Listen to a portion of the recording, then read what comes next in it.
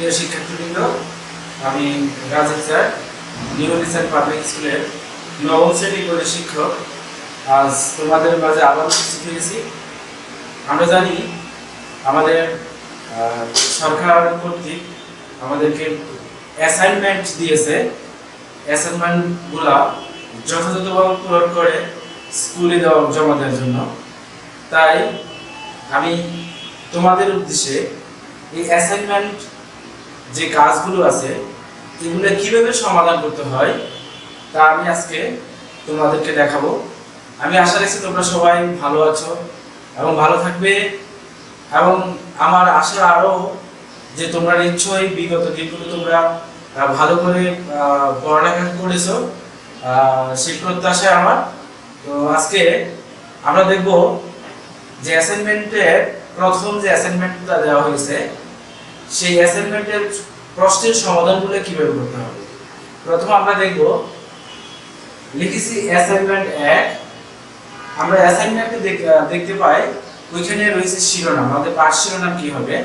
এখানে পাঠ শিরোনাম হবে বাস্তব সংখ্যার সেট ও ফাংশন এবং পরিমাপ সম্পর্কিত আলোচনা। অর্থাৎ আমরা বাস্তব সংখ্যার সেট এবং পরিমাপ সম্পর্কিত আলোচনা করব। এই আলোচনায় আমাদের প্রথম দেখতে পাচ্ছি, আমাদের প্রথমে রয়েছে সংক্ষিপ্ত প্রশ্ন।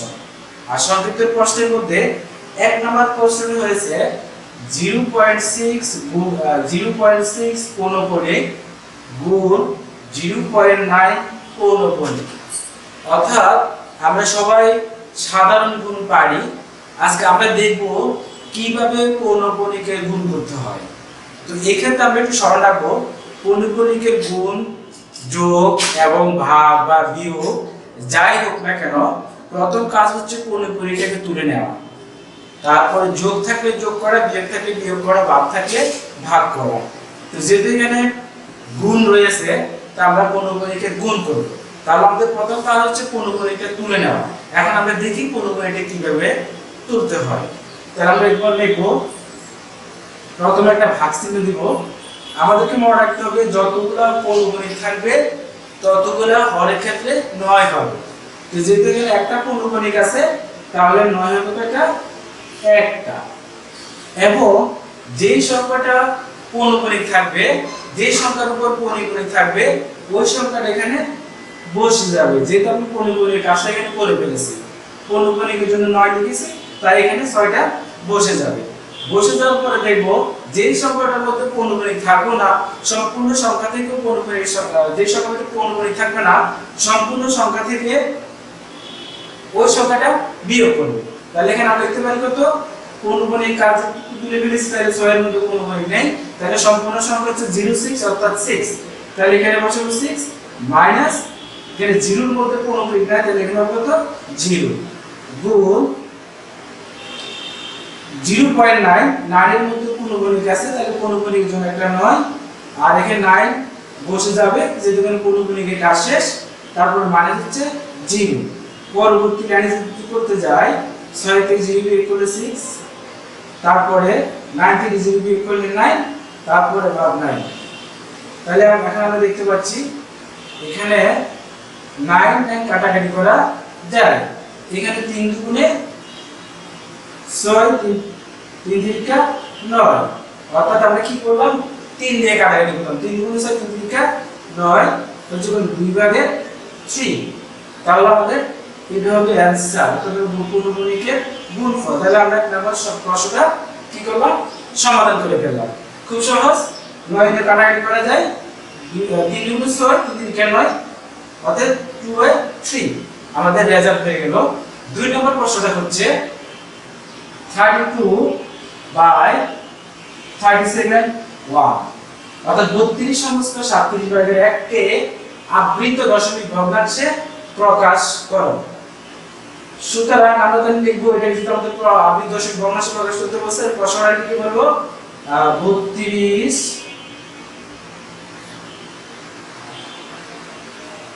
তাহলে কত? 32 সমস্ত 1 ভাগে 37, তাহলে 32 সমস্ত 1/37। তাহলে প্রথম কাজ হচ্ছে আমাদেরকে এটাকে বলা হয় মিশ্র ভগ্নাংশ। মিশ্র ভগ্নাংশকে অপকৃত ভগ্নাংশে প্রকাশ করা। তো মিশ্র ভগ্নাংশকে যদি অপকৃত ভগ্নাংশে প্রকাশ করতে হয় তাহলে আমাদেরকে মনে রাখতে হবে পূর্ণ সংখ্যা গুণ হর। পূর্ণ সংখ্যা এবং হরে গুণ করতে হয়, সাথে লব যোগ করতে হয়। যদি আমি পূর্ণ সংখ্যা হরে গুণ করি সাথে লব যোগ করি তাহলে আমার রেজাল্ট আসবে কত 1205 1205 তার পাশে কত 37 ডিভাইড 1205 ভাগে 37। তাহলে এবার যদি আমরা 1205 ভাগে 37 যদি আমরা ক্যালকুলেটর দিয়ে ভাগ করি তাহলে আমরা পাবো 32.567 এভাবে আমরা পেতে থাকবো। 32.567 এভাবে আমরা পেতে থাকবো। তাহলে আমরা এখন এই যে আবৃত দশমিক প্রকাশ বলতে বোঝানো হচ্ছে যে আমাদের এটাকে পূর্ণমূলী সংখ্যায় প্রকাশ করতে হবে। তো পূর্ণমূলী সংখ্যা হচ্ছে একটা সংখ্যা বারবার আসাকে বলা হয় পূর্ণমূলী। তো আমরা দেখি এখানে আমরা দশমিকের পরে হচ্ছে 567 এর বারবার আসছে। তো যেহেতু 567 বারবার আসছে তাহলে পৌনঃপুনিক মানে বুঝে হচ্ছে একটা সংখ্যা বারবার। তাহলে এখানে হবে কত 32.567। এটা যেহেতু বারবার আসে আমরা 567 একবার লিখব। যেহেতু 567 বারবার আসে 5 এর উপর একটা পৌনঃপুনিক হবে, 7 এর উপর একটা পৌনঃপুনিক হবে। আর 6 এর উপর পৌনঃপুনিক নেই, যদি প্রথম এবং শেষে পৌনঃপুনিক থাকে তাহলে আমাদের বুঝতে হবে যে সম্পূর্ণ সংখ্যার উপর পৌনঃপুনিক আছে।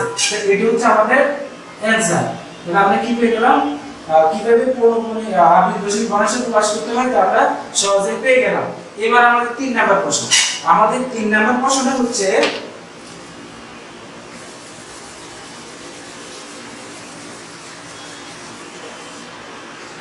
তিন নাম্বার প্রশ্নটা হচ্ছে n সমান 2p - 3 p belongs to n এবং n স্কয়ারকে 4 দ্বারা ভাগ করলে ভাগশেষ কত হবে?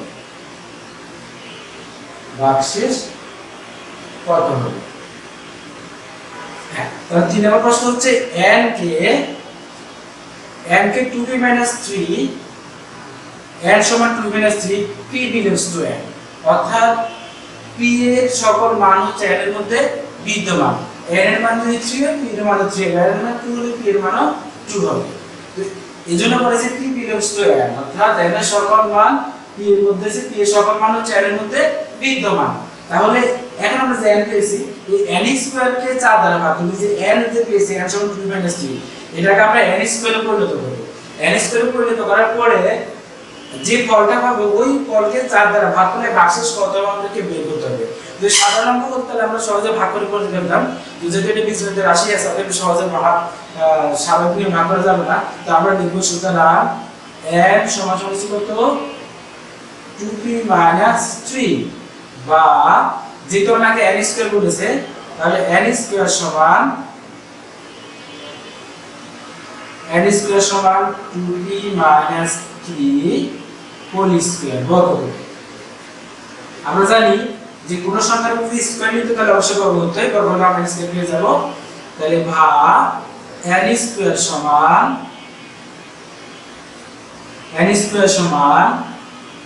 a square minus 2ab plus হচ্ছে b স্কয়ার। তাহলে কত পাচ্ছি 4p square minus 2 2 4 3 4 12p plus 3 3 কে 9। তাহলে আমরা পেয়েছি কি 4p square minus 12p plus 9। এখান থেকে আমরা যদি লক্ষ্যবিন্দু কমন নিতে পারি, কি কমন নিতে পারি 4p কমন নেওয়া যায়।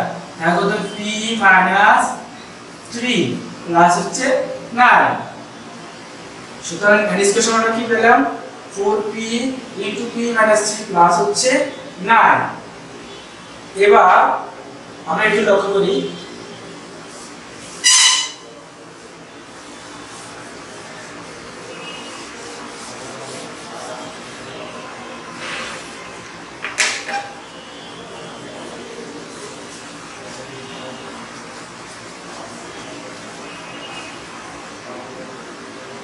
তাহলে এখানে আমরা লিখতেছি, যদি এখানে আমরা একটু লক্ষ্য করি, এখানে p আর p - 3 দুটো হচ্ছে ক্রমিক সংখ্যা। এটা কি সংখ্যা? ক্রমিক সংখ্যা। আমরা লিখি একটা যদি p হয়, পদ সংখ্যা যদি p হয়, দ্বিতীয় সংখ্যা যোগ p যোগ 1 লিখি, তারপর লিখতে পারি আমরা p যোগ 2 p যোগ 3 এভাবে আমরা ক্রমিক সংখ্যা লিখতে পারি। অথবা লিখতে পারি p, তারপর লিখতে পারি p - 1 p - 2 p - 3 লিখতে আমরা ক্রমিক সংখ্যা লিখতে পারি। তাহলে এখানে আমরা লিখতে পাচ্ছি p আর p - 3 হচ্ছে একটা ক্রমিক সংখ্যা। তাহলে আমরা লিখব কি p ও p - 3 দুটি ক্রমিক সংখ্যা, দুটি ক্রমিক সংখ্যা। সুতরাং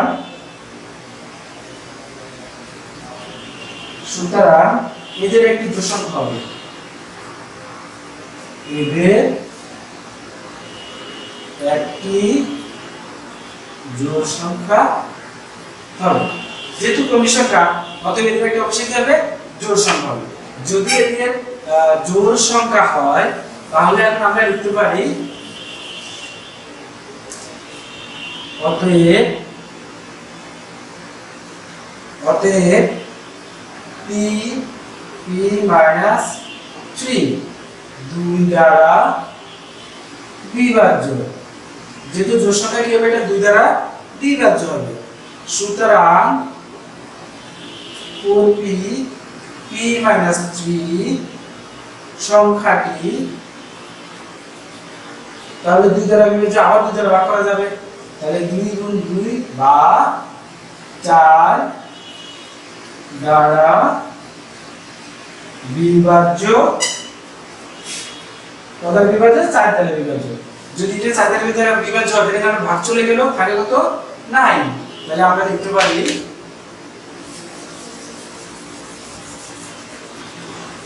আমরা কি লিখতে পারি তাহলে? সুতরাং n স্কয়ার কে 4 দ্বারা ভাগ করলে ভাগশেষ 9 হবে। তাহলে সুতরাং নির্ণয় ভাগশেষ,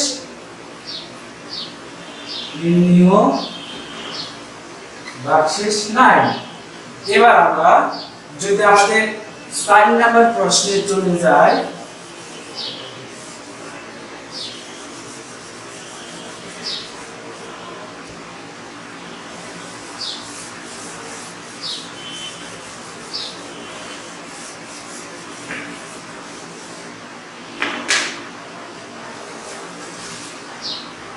তাহলে আমাদের 4 নাম্বার প্রশ্নটা হচ্ছে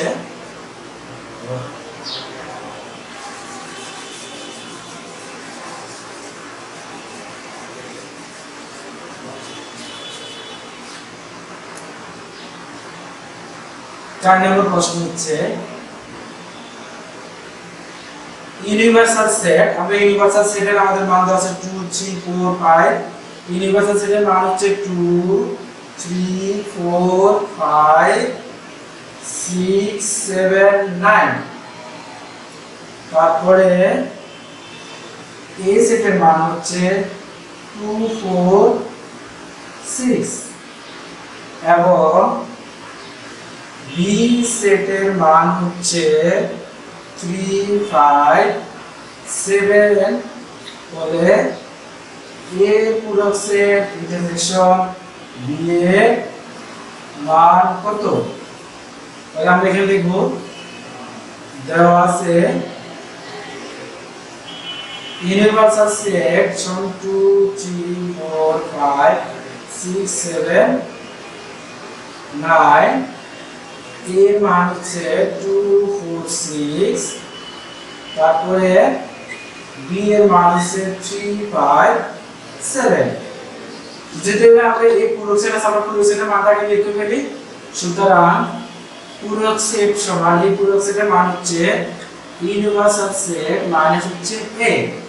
তাহলে ইউনিভার্সিটির মান হচ্ছে 2 3 4 5 6 7 9 2 3 4 5 6 7 9 বিয়োগ a সেটের মান হচ্ছে 2 4 6 2 4 6 তাহলে যদি আমরা বিয়োগ করি তাহলে থাকবে কত 2 3 5 7 9 তাহলে আমরা a সেটের মান পেয়ে গেলাম।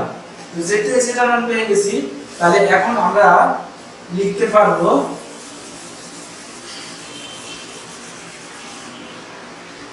তাহলে এখন a পুরো সেট ইন্টারসেকশন b a সেটের মান হচ্ছে 3 5 7 9 3 5 7 9 b এর মান হচ্ছে 3 5 7 3 5 7 তাহলে থাকতেছে কত 3 5 7 থাকতেছে হচ্ছে 9 আমরা অ্যান্সারটা পেয়ে গেলাম। তাহলে আমরা কি করতে পারলাম আমাদের সংক্ষিপ্ত প্রশ্ন পেয়ে গেলাম। এবার দেখব সৃজনশীল 1 তাহলে আমাদের 1 নম্বর সৃজনশীল প্রশ্নটা হচ্ছে যদি fx সমান h cube plus kx square minus 4x minus 12 এবং g এর সমান 1 plus a cube plus a to the power 6 by a cube হয় এই সত্য অনুসারে উদ্দীপক অনুসারে আমাদের ক নম্বর প্রশ্ন দেখাতে হবে x belongs to n such that x square is greater than 3 এবং h cube is less than or equal to 30 একীকৃত তালিকা পদ্ধতিতে প্রকাশ করতে হবে। খ নম্বর প্রশ্ন হবে a - 2 সমান 0 হলে দেখাও যে রুট কে একটি অমূলক সংখ্যা। গ নম্বর প্রশ্ন হচ্ছে g a স্কয়ার সমান g a প্লাস 2 প্রমাণ করতে হবে। তাহলে আমাদের ক নম্বর প্রশ্ন হচ্ছে x belongs to n x square is greater than 3 অর্থাৎ এখানে x স্কয়ার মান হবে 3 অপেক্ষা বড় is greater than 3 অর্থাৎ x স্কয়ার মান হবে 3 অপেক্ষা বড়। h cube is less than or equal to 30 h cube is less than or equal to 30 অর্থাৎ h cube এর মানটা হবে 30 এর ছোট অথবা সমান। তাহলে আমরা লিখতে পারি ক দেওয়া আছে x belongs to n such that h square is greater than 3 এবং h cube is less than or equal to 30 যেহেতু এখানে n দেওয়া আছে তার মানে এখানে x এর সকল মান n এর মধ্যে বিদ্যমান রয়েছে n এর মান যাই হবে x এর মানও তাই হবে। তাহলে ধরি n একটা স্বাভাবিক সংখ্যা আর স্বাভাবিক সংখ্যার সেটকে আমরা সাধারণত n দ্বারা প্রকাশ করি তাহলে স্বাভাবিক সংখ্যার সেট n সমান 1 2 3 4 5 6 ইত্যাদি ইত্যাদি হতে পারে। তো আমরা এখানে লিখছি 1 2 3 4 5 সুতরাং লিখবে এবার x = 1 হলে তাহলে আমরা লিখতে পারি 1 স্কয়ার সমান সমান তো 1 হয় আর is less than 3 অর্থাৎ 1 টা 3 এর সাথে ছোট তাহলে চিহ্নটা লেস দেন হয়ে যাবে কেন হয়ে যাবে less than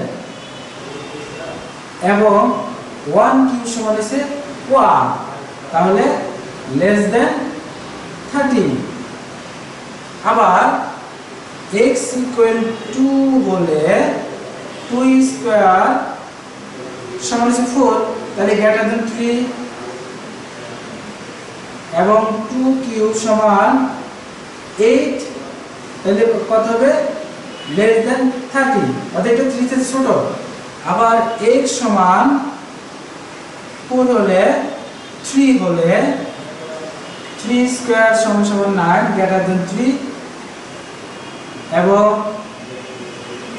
3 cube 3 3 × 3 = 27 less than 30 আবার x সমান 4 হলে 4 স্কয়ার 16 গ্রেটার দেন 3 এবং 4 কিউব 4 × 16 64 গ্রেটার দেন হচ্ছে 30 সুতরাং x এর মান যদি কত হয় 2 আর 3 হয় তাহলে আমাদের প্রদত্ত শর্ত দুটো মেনে চলে একও মেনে চলে না 4 মেনে চলে না তাহলে x এর মান 1 2 3 হলে প্রদত্ত শর্ত মানে সুতরাং নির্ণয় সেট সমান কত 2,3। আমাকে সবসময় রাখতে হবে যদি তালিকা পদ্ধতিতে প্রকাশ করতে বলে তাহলে আমাকে উত্তর তৈরি করতে হবে, আর যদি সেট গঠন পদ্ধতিতে প্রকাশ করতে বলে তাহলে আমাকে কি করতে হবে, প্রশ্ন তৈরি করতে হবে। তাহলে আমাদের 1 নাম্বার প্রশ্নের সমাধান আমরা পেয়ে গেলাম। এবার আমরা দেখব খ নাম্বার প্রশ্ন। খ নাম্বার প্রশ্ন কি বলছে, ফাংশন a - 2 = 0 হলে এখানে ফাংশনে f(x) দেওয়া আছে, কত x³ + k² - 4x - 12। তাহলে আমরা খ নাম্বারে লিখব, খ নাম্বারে লিখব দেওয়া আছে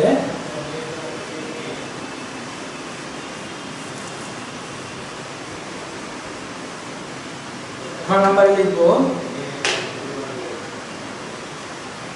উদ্দীপক হতে প্রাপ্ত,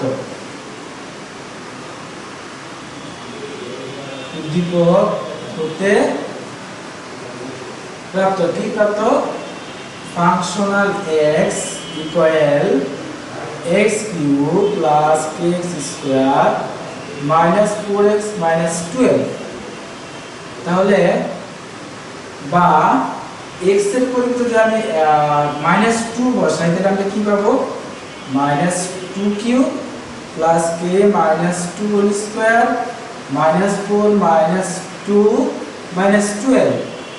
বা যদি আমি ডান পাশেরটা আগে লিখি তাহলে হবে -8 -7 প্লাস 2 4 4k -7 से प्लस 8 2 8 -8 इक्वल टू 0।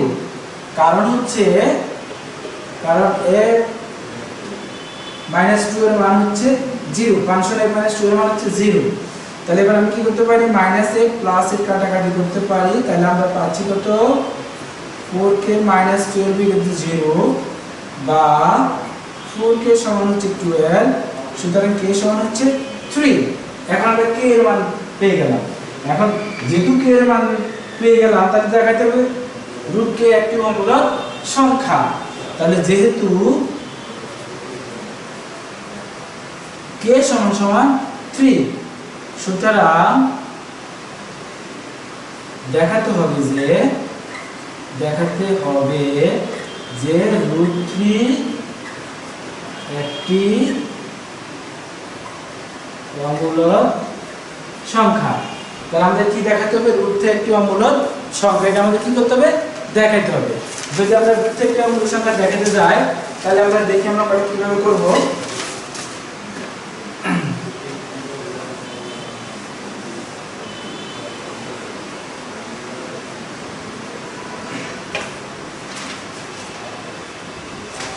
তাহলে আমরা লিখব, ধরি √3 একটি মূলক সংখ্যা, √3 একটি মূলক সংখ্যা। যেটা আমরা মূলক সংখ্যা প্রমাণ করতে বলে সেটা আমরা লিখেছি ধরি √3 একটি মূলক সংখ্যা। যেহেতু √3 একটি মূলক সংখ্যা তাহলে এমন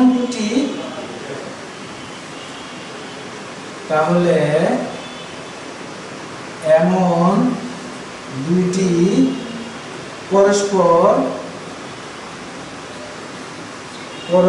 সহমূলক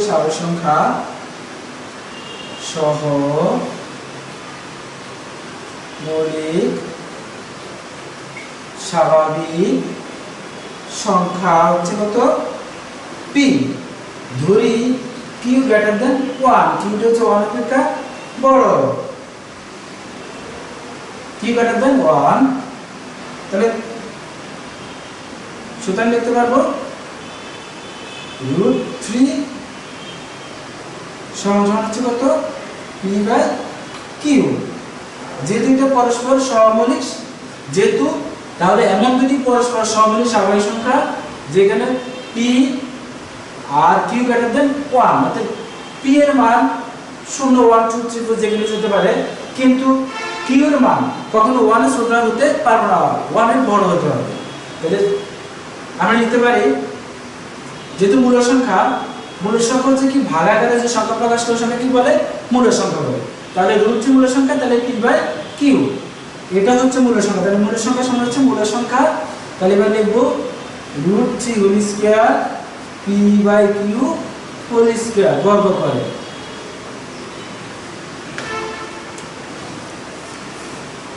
তাহলে আমরা লিখব বা 3 সমান P square by Q square, বা যদি আমি এটাকে কিউ দ্বারা গুণ করি 3q সমান সমান হচ্ছে P square Q square by হচ্ছে কিউ ভাগ হচ্ছে কিউ, বা 3q সমান হচ্ছে পি স্কয়ার বাই কিউ।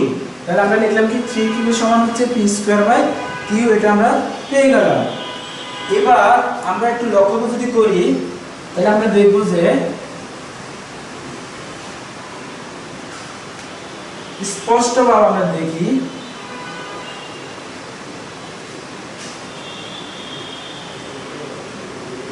স্পষ্টত √3 কিউ পূর্ণ সংখ্যা, কারণ কিউ মানে 1 ধরি 2 ধরি 3 ধরি 2 ধরি 3 যা ধরে এখানে একটা পূর্ণ সংখ্যা আসবে, কিন্তু পূর্ণ সংখ্যা, কিন্তু পি স্কয়ার বাই কিউ পূর্ণ সংখ্যা নয়। এটা √3 কিউ পূর্ণ সংখ্যা, কিন্তু পি স্কয়ার বাই কিউ পূর্ণ সংখ্যা নয়। তো যেহেতু পি স্কয়ার বাই কিউ পূর্ণ সংখ্যা নয়, তাহলে আমরা পূর্ণ সংখ্যা নয়। কেন পূর্ণ সংখ্যা নয়? কারণ পি ও কিউ স্বাভাবিক, পি ও কিউ স্বাভাবিক সংখ্যা এবং পরস্পর সহমৌলিক, এবং কিউ গ্রেটার দ্যান 1, এবং কিউ গ্রেটার দ্যান 1, এবং কিউ এর চেয়ে তো 1 এর সাথে বড়। তাহলে দেখতে পারি কি আমরা এখানে দেখতেছি যে 3 কিউ পূর্ণ সংখ্যা, কিন্তু পি স্কয়ার বাই কিউ পূর্ণ সংখ্যা নয়। কেন পূর্ণ সংখ্যা নয়?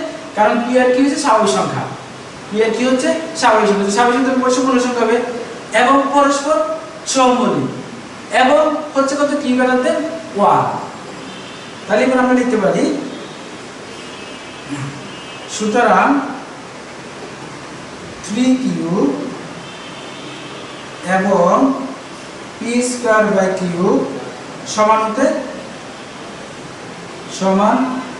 হতে পারে না। যেহেতু এটা পূর্ণ সংখ্যা, এটা পূর্ণ সংখ্যা নয়, তাহলে দুটো অবশ্যই সমান হতে পারে না। তাহলে অর্থাৎ আমরা লিখতে পারি 3q not equal P square by Q. তাহলে √3 কে পি বাই কিউ আকারে প্রকাশ করা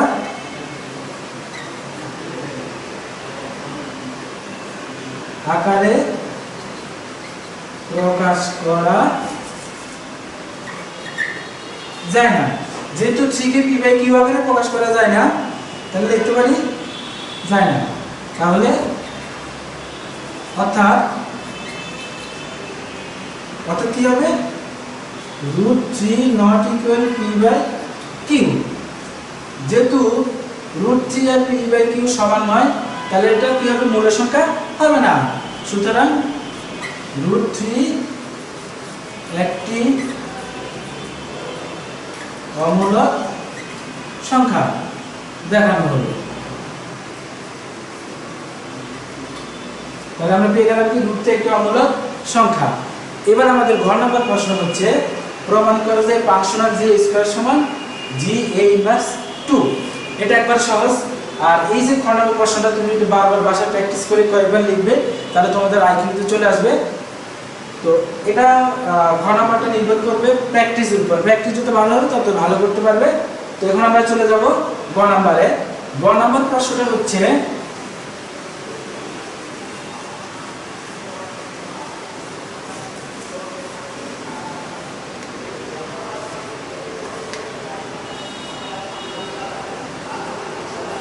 গণার প্রশ্ন।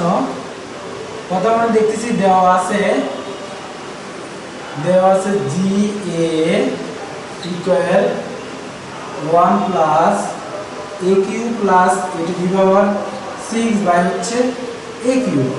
সুতরাং g এর পরিবর্তে যদি আমি a স্কয়ার লিখি, অর্থাৎ যেখানে a আছে এখানে আমি a স্কয়ার বসাবো, 1 plus a square cube a square 6, তাহলে a স্কয়ার কিউব, তাহলে 1 plus a to the power 6 plus a to the power 12, 1 plus a to the power 6। সুতরাং আমরা g স্কয়ার মান কত পেয়েছি, 1 plus a to the power 6 plus a to the power 12 by হচ্ছে a to the power 6। এবার যদি আমরা লিখি আবার g of a সমান কত, 1 plus a cube plus a to the power 6 by হচ্ছে a কিউব। সুতরাং g of a এর পরিবর্তে লিখতে পারি আমরা a ইনভার্স 2, তাহলে আমরা 1 plus a inverse 2 whole square plus a inverse 2 to the power 6 a inverse 2 to the power cube. অর্থাৎ এখানে a এর মান ছিল, এর মান করে তো আমরা কি লিখেছি a inverse 2 a inverse 2 a inverse 2। তাহলে এবার আমরা দেখব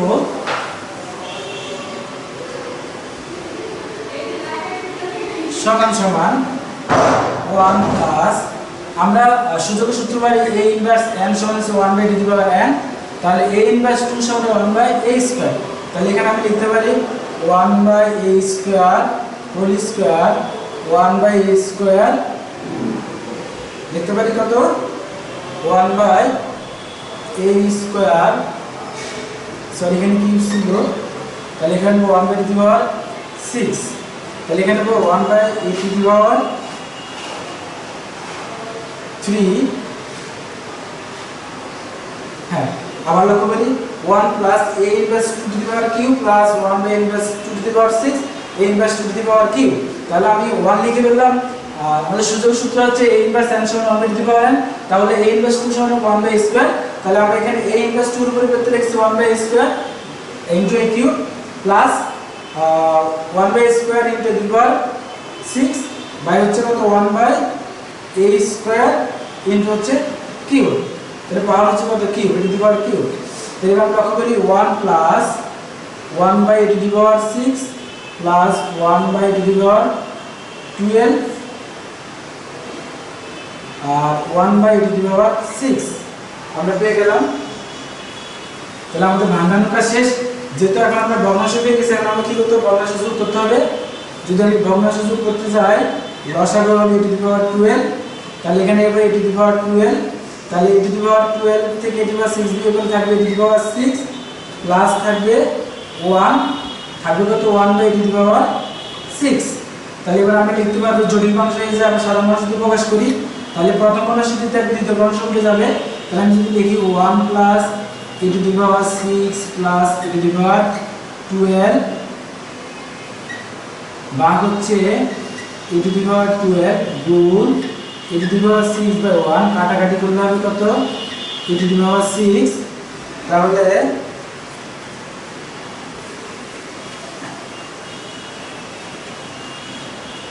তাহলে আমরা লিখতে পারবো 1 plus a to the power 6 plus a to the power 12 by হচ্ছে a টু দি পাওয়ার 6। তাহলে আমরা g অফ a স্কয়ারের মান পেয়েছি 1 plus a to the power 6 plus a to the power 12 by a to the power 6। Same তেমনি g of a inverse 2 এর মান পেয়েছি 1 plus a to the power 6 1 by a to the power 12 by a to the power 6। তো সুতরাং আমরা লিখতে পারি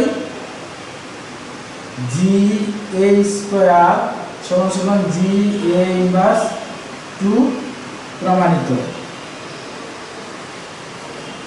তাহলে আমরা প্রমাণ করে পেলাম। তাহলে আমরা আজকে সংক্ষিপ্ত প্রশ্ন দেখেছি এবং সৃজনশীল প্রশ্ন একটা দেখেছি। আমরা আগামী ক্লাসে দেখব সৃজনশীল 2 এবং 3। তো ধন্যবাদ সবাইকে, সবাই ভালো থাকবে এই প্রত্যাশা আমি আজকে এখানে শেষ করলাম।